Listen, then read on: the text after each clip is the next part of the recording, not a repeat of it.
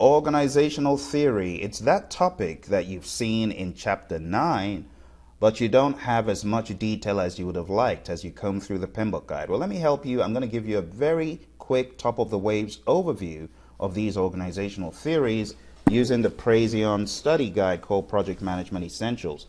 So let's take a look at what it says here on page 327, organizational theory. These theories provide information regarding the behavior of organizational units, teams, and people. So we're looking at how organizations tend to behave, not just people, not just managers, but even organizations as a whole. And we're also examining how employees may interact with each other based on certain conditions at hand and how they respond to certain management and leadership approaches. So let's take a look at the first one. It's called the expectancy theory by Victor Vroom. It states that people put in more effort and remain productive. Why? Because they expect to be rewarded. That is a summary of that theory.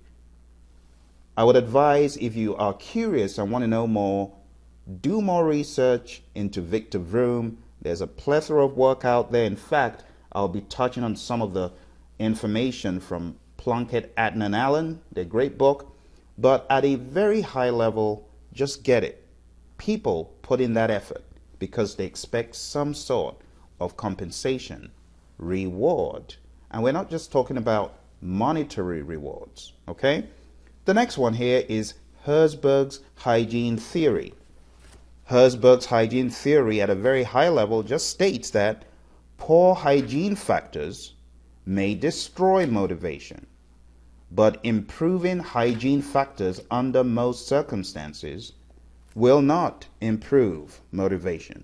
Now, in Plunkett, Adnan and Allen's book, they talk about these hygiene factors. I'm going to read them out to you really quick.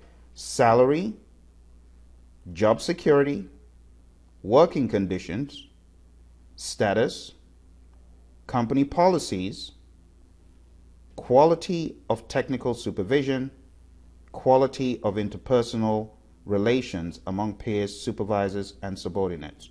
So, hygiene factors such as those, if they are absent, they destroy motivation. But improving them under most circumstances where they are pretty much boilerplate, standard, improving them does not improve motivation. Experiments have been done where people have been given monetary rewards for tasks. And at the end of the day, we find out they even do worse. It dulls the memory. It dulls the responsiveness of the brain. It has been proven time and time again. So what really motivates people? It is not these: salary, job security, working condition, status, and all that stuff. According to Herzberg, motivating factors are the primary cause of job satisfaction. They are intrinsic to a job and relate to the real nature of the work that people perform. In other words, motivation factors relate to job content. When an employer fails to provide motivation factors, employees experience no job satisfaction. You've seen it happen time and time again, probably around you, maybe even in your life. It's happened in mine. Great salary, but no motivation. So let's take a look. These motivating factors that Herzberg talks about are achievement, the opportunity to accomplish something great or contribute something of value, recognition. Plunkett, Adnan and Allen say wise managers let employees know that their efforts have been worthwhile. Responsibility, the potential for acquiring new duties. Advancement, the opportunity to improve one's position. The work itself, when a task offers an opportunity for self-expression, personal satisfaction, and meaningful challenge, employees are likely to do what? Undertake the task with all happiness. And the possibility of growth. So it's very clear what are motivating factors, what are hygiene factors. The hygiene factors, if you take them away, it demotivates, but improving them under most circumstances does not increase motivation. That's really the summary of it. Let's go into the next one here. It's McClellan's theory. It's also known as McClellan's theory and the need for achievement. So David McClellan, 1971, developed a needs theory that holds that certain types of needs are learned during a lifetime of interaction with the environment. They're not born, they're not inborn, they are learned through interaction with the environment. And these three needs refer to the following. One, the need for achievement, a desire to excel and achieve. So people are motivated because they want to achieve something. Second one here says the need for power, a desire to control others. And last but not least, the need for affiliation, a desire for friendship and close interpersonal relationships. So achievement relates to individual performance. Power and affiliation involve interpersonal relationships. And according to Atner, Allen, and Plunkett, studies of achievement motivation have produced two important ideas. And these ideas are as follows. A strong achievement need relates to how well individuals are motivated to perform their work. And two, the achievement of need can be strengthened by training. The achievement need can be strengthened by training, and McClellan's theory recognizes that people may have different mixtures of combinations of the needs. So you might have part affiliation, part power, or part achievement, part affiliation, so on and so forth. He went further to define high achievers as people who perform a task because of a compelling need for personal achievement. A high achiever is someone who prefers to take personal responsibility for solving problems rather than leaving the outcome to others. Someone who prefers to set moderate goals that with stretching are achievable, and someone who prefers immediate and concrete feedback about performance. And there are other definitions of these individuals, such as a power-motivated person. Someone with a strong desire for power needs to acquire, exercise, and maintain influence over others, also known as control freaks. I'm joking, but you kind of get the picture. I don't want to dwell too much on McClellan's theory, so let's go to Maslow's. That's one that is very popular in PMP space.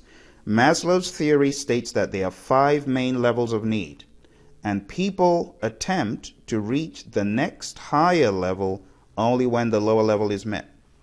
Maximum satisfaction is achieved when a person reaches the highest level of need, which is self-actualization. So I have a mnemonic for this. It's people sing lullabies every Sunday. Physiological, safety, love or belonging, esteem, and self-actualization. People sing lullabies every Sunday. I would recommend knowing the order of the levels. So PSLES. And last but not least, we have McGregor's theory. McGregor's theory of X and Y, pretty well known. When people say you're a Theory X manager, it's not a compliment. The Theory X manager can be said to be an impediment to the employee's morale. Always looking at the employee as being unable to work without supervision. Whereas the Theory Y manager sees you differently. The Theory Y manager sees you as someone who can work without supervision, someone who can get the job done without being beaten over the head with a stick, and someone who is capable all around to be a good employee.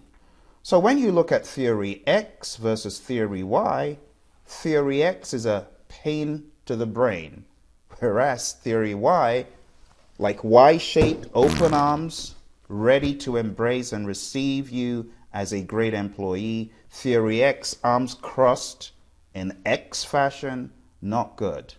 There's one more theory that is often talked about in this space, and that is Ouchy's theory. Now, Ouchy's theory, postulated by William Ouchy, really centers more on the need to identify the employee as a person and to do everything in your best interest, or in the employee's best interest if you are the employee.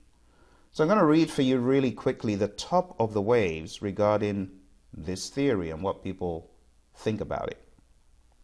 I will say, though, cautionary note, it is not guaranteed that you will receive these organizational theory questions on the exam.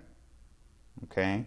So while I'm sharing all this stuff with you, bear in mind that it very well may not so much as even blink on your exam. Okay, so last but not least, Algies Theory. Theory Z is what it's known as by Dr. William Ouchy, so-called Japanese management style popularized during the Asian economic boom of the 1890s. For Ouchy, Theory Z focused on increasing employee loyalty to the company by providing a job for life with a strong focus on the well-being of the employee, both on and off the job. So it's a well-meaning theory, it's a good theory, and its major focuses are as follows: mutual trust and openness, strong bond between organization and employees, collective decision-making, free-form organizational structure, role of facilitator and coordinator for management and leadership, common culture, informal controls. Instead of boxing people up in a bunch of controls, let it be informal for the most part, and development of people, not just as resources, but as humans, human resource development. And that, my friends, is pretty much it when we talk about organizational theory as it pertains to the PMP exam. Remember, my main aim is not to prepare you for an MBA. It's to help you understand at a high level what the gamut of these organizational theories are, because I know lots of people may be getting ready for the exam and they got no clue about these organizational theories at a deeper level. You see, what's in the PMBOK guide does not go into as much detail as I just did. In fact, let me read what organizational theory refers to here in the PMBOK guide, directly from the guide. All right, here we go. Organizational theory 9.1.2.3. It says it provides information regarding the way people, teams, and organizational units behave. Effective use of common techniques identified in organizational theory can shorten the amount of time, cost, and effort needed to create the plan resource management process outputs and improve planning efficiency. Now, what it should have said is these organizational theories help facilitate the leading, guidance, and management of resources. That's pretty much what it is. So it went off on a rabbit trail talking about plan resource management process outputs. It's not just that, it's across the board, across the entire project.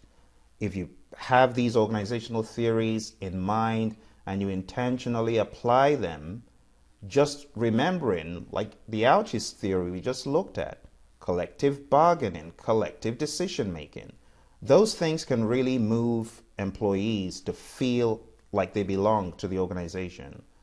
I was just talking to a colleague of mine on a totally different group of leadership, and the lament was people are taking off. They're leaving the company. Why is this happening?